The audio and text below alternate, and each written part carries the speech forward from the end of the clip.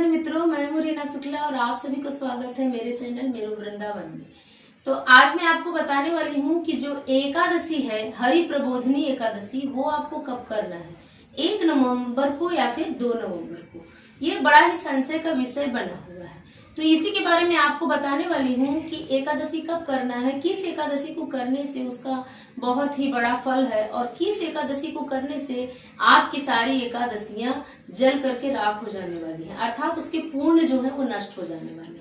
तो मेरी वीडियो आपको कैसी लग रही है? अगर अच्छी लग रही तो प्लीज एक लाइक जरूर करिएगा, और आप अगर मेरे चैनल पे नए आए हुए हैं तो प्लीज मेरे चैनल को सब्सक्राइब कर लीजिएगा और बेल आइकन को प्रेस कर लीजिएगा, ताकि मेरे नेक्स्ट वीडियो आपका नोटिफिकेशन जो है वो आपको सबसे पहले मिले। तो चलिए बात कर लेते हैं एकादशी के बारे में। एकादशी का बहुत ही बड़ा महत्व है, वो भी जो अभी आ रही है हरि प्रबोधनी एकादशी। उसको गांव देहातों में, गांव में या फिर बहुत से लोग ऐसा बोलते हैं कि देव उठनी एकादशी, क्योंकि उस दिन देवों का उत्थान होता है।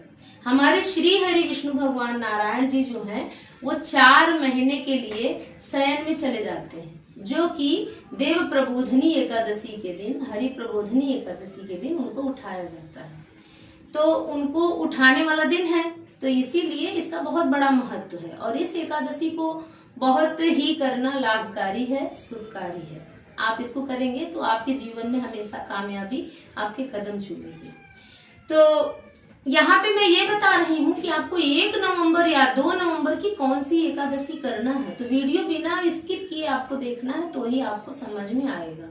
और बहुत ही रिसर्च करने के बाद मैं ये आपको बता रही हूँ कि 1 नवंबर को क्या है, उदया तिथि के अनुसार से हम लोग व्रत रहते हैं, और 1 नवंबर को 10वीं तिथि है। जब सूर्य भगवान का उदय होगा तो उस दिन 10वीं तिथि है, और 10वीं तिथि की जो एकादशी होती है, 10वीं तिथि युक्त एकादशी का सर्वथा त्याग करना चाहिए। उस दिन आपको एकादशी व्रत नहीं रहना है। 1 नवंबर को भूल से भी आप एकादशी व्रत मत रहिए। 2 नवंबर की जो एकादशी है वो द्वादशी युक्त है, तो 2 नवंबर की जो एकादशी है वो ही हमारे लिए लाभकारी है। ऐसा है, कहा गया है कि वेदों में, पुराणों में ऐसी एक कथा आती है कि जो माता कुंती थी वो गांधारी माता को हमेशा ये कहा करती थी कि आप 10वीं युक्त एकादशी मत करिए, लेकिन गांधारी माता हमेशा ही 10वीं युक्त एकादशी ही करती थी, 10वीं युक्त एकादशी। और जो कुंती माता थी वो द्वादशी युक्त एकादशी करती थी। और 10वीं युक्त एकादशी करने से घर में जो अपने पुत्र होते हैं, बालक होते हैं, उनकी आयु क्षीण हो जाती है, उनकी आयु कम होती है। और देखिए, आप देख ही सकते हैं, आपको सबको पता है कि गांधारी के पुत्रों के साथ क्या हुआ और कुंती के पुत्रों के साथ क्या हुआ। आप देख सकते हैं कि कुंती के पुत्रों को, पुत्र उनके विजयी भी हुए और अमर भी हुए, उन्हें कोई कुछ नुकसान नहीं, युद्ध भी जीत लिए वो। तो इसलिए आप द्वादशी युक्त एकादशी ही करिए। 10वीं युक्त एकादशी का सर्वथा त्याग कर देना चाहिए, पाप है उसमें, ये समझिए। लेकिन आप देव उठा सकते हैं। 1 नवंबर को आप शाम के समय में देव उठा सकते हैं, शाम के समय में ही उठाया जाता है। आपके यहाँ जैसी भी प्रथा हो, जैसा भी होता हो, उस टाइप से आप देव को उठाइए, लेकिन 2 नवंबर को ही आपको व्रत करना है। रही बात तुलसी माँ की विवाह की, तो एकादशी के दिन से ही प्रारंभ हो जाता है।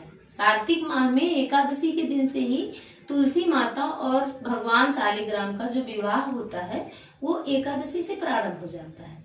तो एकादशी 1 नवंबर को जो है वो 10वीं युक्त है, तो उसमें आप तुलसी माँ का विवाह नहीं करेंगे। अब आप ये सोच रहे होंगे कि 2 तारीख को तो रविवार है, तो 2 तारीख को रविवार है, रविवार के दिन तुलसी माता की विधि पूर्वक पूजा पाठ आप कर सकते हैं, उसमें कोई दोष नहीं है। आप किसी भी वेद में सर्च करिए, पुराण में कहीं भी आप देखिएगा, ऐसा कहीं नहीं लिखा गया है। 365 दिन माँ तुलसी की आराधना और पूजा की जा सकती है, उसमें ऐसा कुछ भी विचार नहीं। विचार किस चीज का है कि रविवार को अगर आप पूजा कर रहे हैं तो आपकी पूजा से या जल चढ़ाने से या चुनरी उड़ाने से या कुछ भी उनको कलावा पहनाने से, किसी भी टाइप से ऐसा हो जाए कि एक भी पत्ता उनका टूट कर न गिरे। अगर टूट कर पत्ता गिरता है तो ब्रह्म हत्या लगता है। इसीलिए रविवार को पूजा को हम लोग इग्नोर करते हैं कि तुलसी माँ की पूजा नहीं करें। रही बात जल चढ़ाने की, तो जल आप चढ़ा सकते हैं, फूल अर्पण कर सकते हैं धीरे से उनके जड़ में, आप दिया दिखाकर उनकी आरती कर सकते हैं बाकायदा, इसमें कोई दोष नहीं है। लेकिन अगर ऐसा है तो आप रविवार को नहीं, आप दूसरे दिन करिए तुलसी माँ की पूजा। और एकादशी से पूरे 5 दिन तक आप तुलसी माँ का विवाह किसी दिन भी कर सकते हैं, ऐसा पद्म पुराण में कहा गया है। तो आप यहाँ पर पूर्णिमा के दिन भी आपके लिए बहुत ही अच्छा दिन मिल रहा है, आप उस दिन भी तुलसी माँ का पूजा कर सकते हैं। तो एकादशी का ये जो महात्म मैंने आपको बताया, ये आपको कैसा लगा? ये वीडियो आपको अगर अच्छी लगी है तो प्लीज एक लाइक जरूर करिएगा, और आप ये वीडियो कहाँ से देख रहे हैं मुझे कमेंट में जरूर बताइएगा। तो तब तक के लिए राधे राधे।